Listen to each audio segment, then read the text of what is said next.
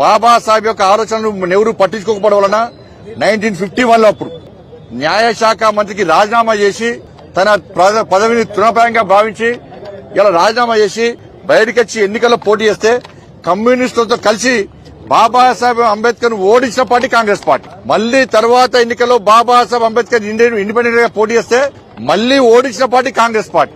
బాబాసాహెబ్ అడగడుగున అవమానపరిచిన party Congress party. Babasaheb Ambedkar ను ఓడించినటువంటి కజ్గోర్ గారు అనేటువంటి వ్యక్తికి పద్మభూషణ్ ఇచ్చి బాబాసాహెబ్ అంబేద్కర్ గారిని ఓడించినటువంటి వ్యక్తికి పద్మభూషణ్ ఇచ్చి సత్కరించిన పార్టీ కాంగ్రెస్ పార్టీ. చివరకు బాబాసాహెబ్ అంబేద్కర్ యొక్క మృతదేహాన్ని ఢిల్లీలో ఉంచకుండా ముంబైకి తరలించిన పార్టీ కాంగ్రెస్ పార్టీ.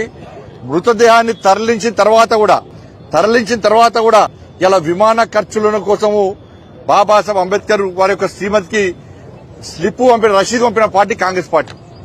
ఇట్లా అడగడుగున బాబాసాహెబ్ అంబేద్కర్ ను అవమానపరిచిన పార్టీ కాంగ్రెస్ పార్టీ.